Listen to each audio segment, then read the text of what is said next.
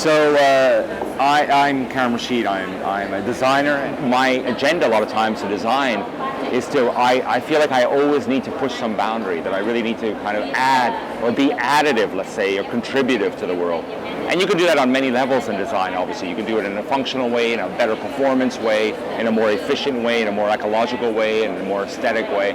But the important thing is to move things forward a little bit. And I think about 20 years ago, I was kind of tormented with this notion that minimalism, or modernism, let's say, was a kind of a reductive idea that we lived with less, which all sounds good on paper and philosophically, but the reality is this is not the way I would say 99% of the people in the world live.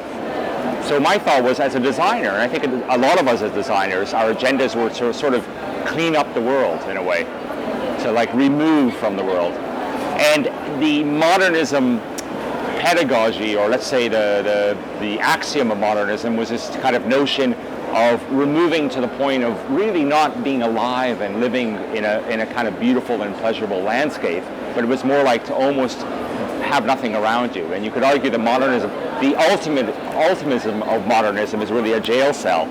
So at that time I was thinking also the whole world seems to be Cartesian. It's all built with a grid.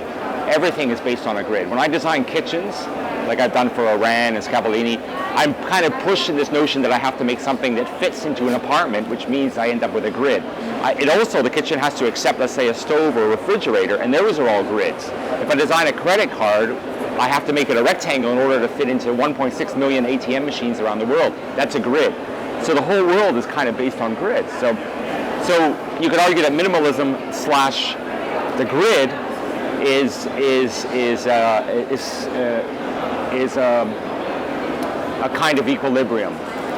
So I thought, well, how do I humanize the world? And I was very interested in this notion of trying to make things just a little softer, a little bit more an extension of the human body, a little bit more that we could actually see visually a kind of extension of us, and at the same time physically an extension of us. So I called that kind of sensualism. But then at the same time, I wanted to reduce all the clutter and kind of make a more minimal world. So I called it sensual minimalism at that time.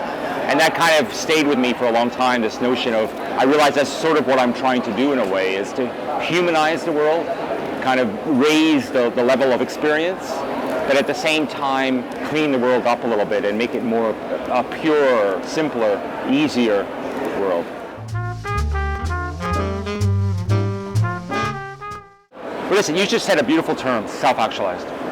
You know, I think if the majority of us could let go a little bit of ego, and it's funny I'm saying that because people are probably looking at me saying, oh, but he has a big ego, you know, but the reality is I don't really have a big ego. I've actually kind of let that go quite a few years ago. Self-actualization is about doing things for the betterment of society. It's like doing something because you just need or have to do it. You're not doing it for the money, you're not doing it for the prestige, you're not doing it for the awards or the accolades, you're just doing it. And I've really kind of moved in that part of my life right now where I'm really thinking about doing things that are kind of just better for this world, you know. And some of my contributions lately, like I did a bottle called Bobble.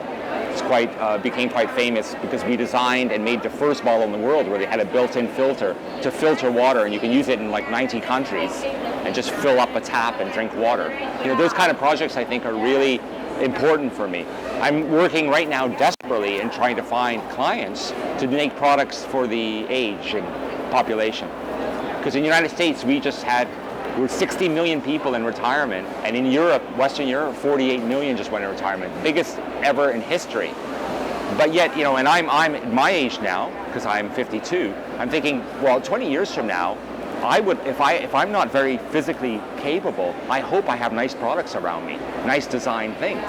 And the baby boomers, these people, are brought up with design. So their expectation will be these things will be good for them. But at the same time, if you kind of look at a lot of our products, digital cameras, everything, none of this stuff is really designed for somebody of the elderly to kind of use well or practically. We're forgetting about them. You know, and besides, from a business perspective, it's a huge market. Besides that, the opportunity of just helping and doing better for this whole aging population is fantastic.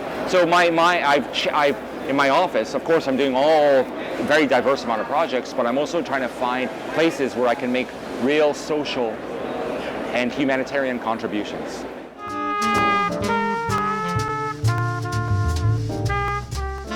Well, let me explain that a little bit. Is that, you know, about 25, 30 years ago, I remember being in Antibes visiting the castle of Picasso.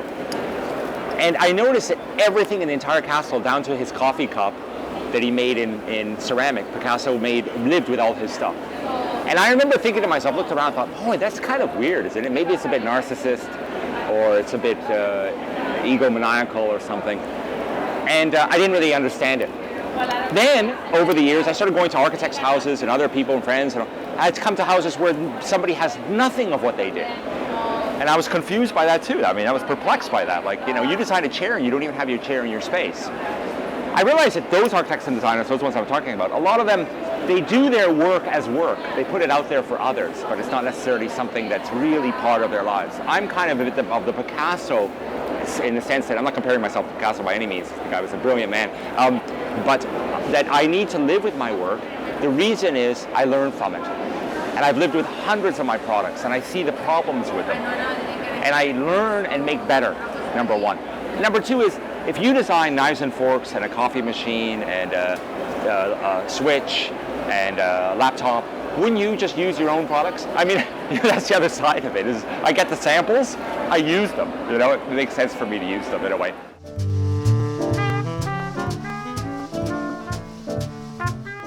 Yeah, well, there's a turning point, I think, for me is, I think I'm not just a designer, let's say. I think I live and breathe and exist in what I do. So it's all part of me, and I spend my life, and I'm not really sure if I was born this way or I trained myself, but I'm critiquing the world around me constantly. Everywhere I go, everywhere. And I travel an enormous amount. I'm working in 47 countries, and I see massive problems with the world. And one of the biggest problems with the world is we've designed a relatively uncomfortable world. We didn't really design a world that's about ease to get from point A to point B in the best way possible. The amount of hurdles that one has to go through to go from A to B is incredible. But there's been a bit of a new renaissance of design where we're starting to change all this, and this is very, very recent. The world is starting to get better. But my theory is that world we designed is the analog world. And it was based on 100,000 years of humanity. But all of a sudden, we're in 27 years of the digital age, and the digital age is affording human beings such humanized experiences, such connectivity, such kind of beauty of momentary existence. The digital age is all about now. It's a connection of now, it's engagement of now. Then you look back at the analog world we created, the physical world, and you go, my God, it has nothing to do with now. A lot of it actually is very, very dated, very antiquated, and a lot of it just doesn't work anymore.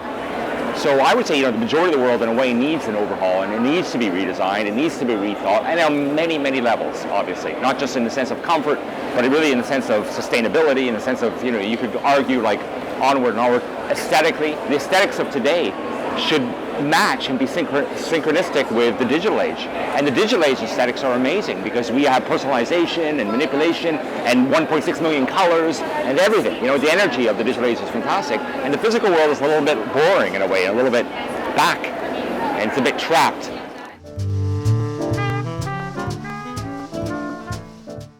Well, the future of design is like the future of humanity.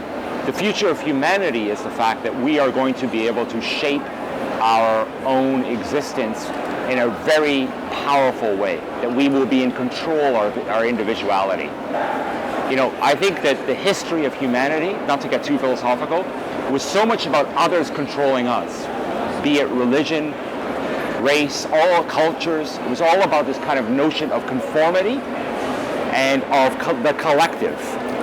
The digital age has empowered the individual. That's where design is going to empower the individual. Hence, on a very simple level, we will start to be able to design our own wallpapers. I use a lot of technology with people, like I'm working with HP and 3M. We design our own wallpapers. I'm in my office right now working on a flexible touchpad that can almost do anything. When you start thinking about how we are probably going to be able to fire up on our clothing imagery,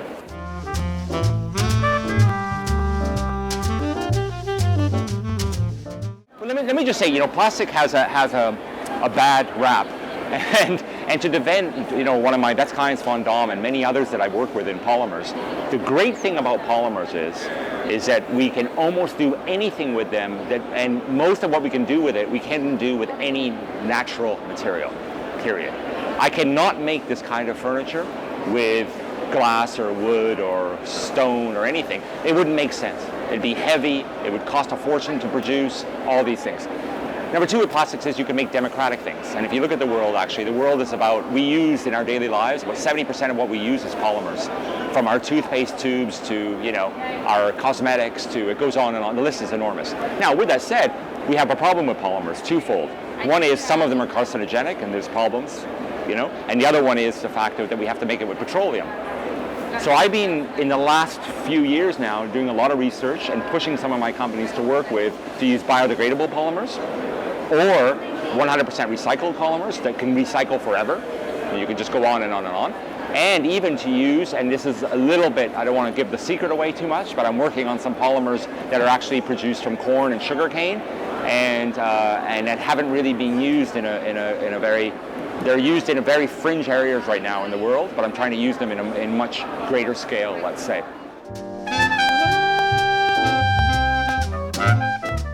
Yeah. Well, I would have loved to have been a musician. And when I was a child, I studied guitar for a couple of years and dropped it. I had no patience. Then I studied piano, dropped it. Then I tried saxophone, dropped it. And then when I was 16, I got so frustrated, I became a DJ. And I started DJing in Toronto. I was that was the beginning turning point of funk to disco. So I was just getting in that's when I started playing DJ. So it was a way of me dealing with my frustration because I love music, and I still, until today, in fact tonight I fly to London to do a lecture and to DJ there, and I still DJ out of a sense of my relationship and my love with music, I think. And I'm also in the last couple of years making my own music, but I'm really having a hard time doing it. So in other words, I'm starting to conclude I have zero talent there. But I've tried for some reason, I don't know, it's a perverse idea. Anyway, but with that said, I would have liked to have been, if I was talented, probably a musician.